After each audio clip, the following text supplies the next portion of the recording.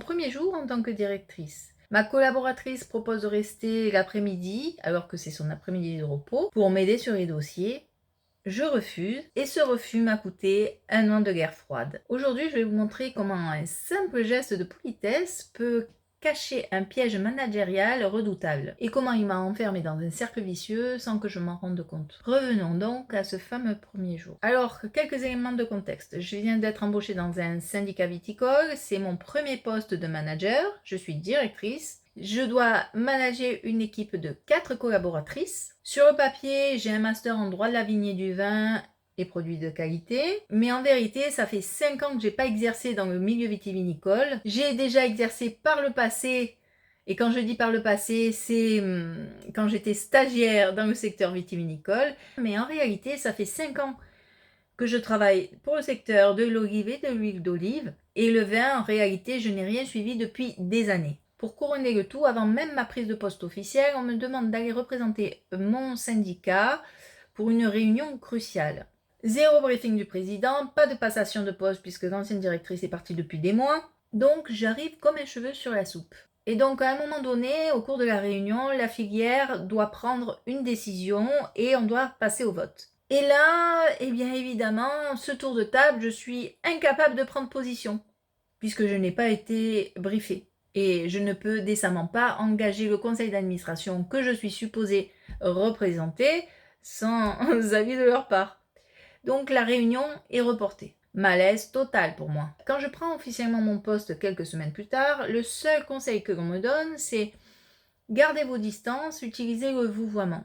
C'était tout mon manuel de management pour ce poste. Légère ironie, mais vrai reflet de l'isolement que l'on ressent. Vous imaginez déjà la pression, vous arrivez au sein d'une équipe de 4 personnes qui en sait largement plus que vous et on vous laisse vous former seul avec cette équipe que vous êtes censé piloter. C'est le point de départ classique pour perdre sa crédibilité avant même d'avoir commencé. Alors, comment ça s'est passé ? On est un mercredi, le mercredi après-midi, la structure est fermée et le personnel ne travaille pas. Et là, ma collègue me propose son aide pour m'aider à comprendre l'ensemble des dossiers. Et je lui dis non merci, je vais essayer de travailler par moi-même. Et dans ma tête également, je ne souhaite pas qu'elle sacrifie du temps pour moi. Alors qu'est-ce qui se passe exactement dans ma tête ? À ce moment-là, je me dis, je ne maîtrise plus les sujets du vin, j'ai besoin de me mettre à niveau, j'ai besoin d'apprendre par moi-même dans mon coin comme j'ai toujours fait. J'ai peur qu'elle s'en aperçoive si on passe du temps ensemble et je ne suis pas encore assez légitime pour lui faire perdre son temps. Voilà l'état d'esprit dans lequel je me trouvais à ce moment-là. J'étais primo manager, c'était ma première expérience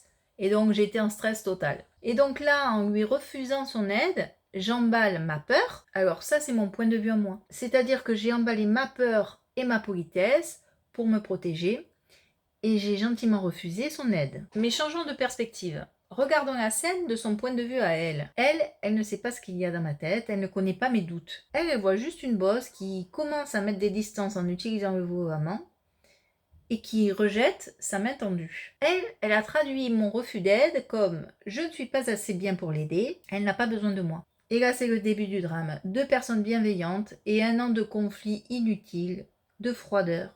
Simplement parce que mon armure professionnelle de manager m'a empêché d'accepter son aide. Si vous êtes manager ou dirigeant de PME et que vous vous épuisez à vouloir gérer tout seul pour ne pas déranger vos équipes, vous êtes probablement en train de creuser le même fossé que moi. Un fossé fait de défiance, de manque de collaboration et de conflits. Durant mes 15 ans de management, j'ai observé que s'isoler derrière un masque de manager parfait était le meilleur moyen pour être considéré comme le petit chef et perdre son équipe. Aujourd'hui, on décortique ce mécanisme pour que vous ne fassiez pas la même erreur. Mais si vous vivez déjà ces situations de tension et de blocage avec vos collaborateurs, sachez que vous n'avez pas à porter ça tout seul. Vous pouvez réserver d'ores et déjà un appel diagnostic offert avec moi.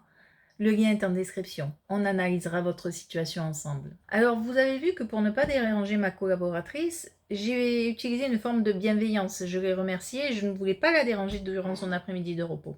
Et ce mécanisme, c'est une forme déguisée du syndrome de l'imposteur. On vous dit souvent que le syndrome de l'imposteur, c'est la peur d'être démasqué. Moi, je vous dis que c'est aussi refuser ce que l'on vous offre parce que vous ne vous sentez pas le droit de l'accepter. Dans votre quotidien de manager, cette forme de bienveillance prend 3 formes très concrètes. La première forme, c'est refuser de l'aide pour ne pas déranger ou pour prouver qu'on est capable de tout gérer tout seul.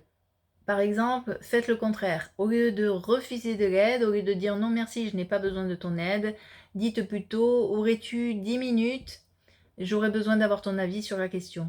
Deuxième forme de bienveillance dissimulée, le fait de ne pas poser de questions. Par exemple, vous êtes en réunion et vous estimez qu'à votre niveau, vous devriez déjà savoir. Et vous ne posez pas de questions. On préfère hocher la tête, dire oui oui, et ramer le soir en cachette. Troisième forme de bienveillance du syndrome de l'imposteur, minimiser ses propres décisions. Minimiser ses propres décisions devant ses collaborateurs pour paraître accessible, alors que vous projetez en réalité juste de l'hésitation. Ces 3 formes sont des stratégies de survie pour se rendre invisible, mais elles ont un coût relationnel dramatique. Votre équipe ne vous voit pas comme un manager humble, mais elle vous voit plutôt comme quelqu'un de distant, voire de hautain. Accepter l'aide de ses collaborateurs, ce n'est pas un acte de faiblesse, au contraire, c'est un acte de management majeur. Quand vous acceptez de l'aide, vous validez l'expertise de l'autre. Vous lui donnez une mission, une valeur, un rôle. Vous créez du lien et de la confiance avant même d'avoir ouvert le premier dossier technique. Si ce genre de prise de conscience vous aide à voir votre management autrement, abonnez-vous. Mon objectif ici est de vous partager ces vérités sans filtre afin d'éviter de vous faire perdre du temps, comme moi, je l'ai fait par le passé. Cette collaboratrice avec qui j'ai eu 1 an de tension, c'est devenu mon numéro 2, ma personne de confiance absolue. Le jour où j'ai refusé son aide, je croyais la respecter, mais en réalité, je me protégeais. La nuance est petite, mais le coup, lui, a été important, puisque j'ai eu 1 an de conflit avec cette personne, et il a clairement nui à ma relation professionnelle. Et si vous voulez comprendre comment votre posture actuelle bloque l'engagement de votre équipe, regardez cette vidéo juste ici. On y décortique les erreurs de communication invisibles qui bloquent vos collaborateurs. En attendant, je vous dis à bientôt!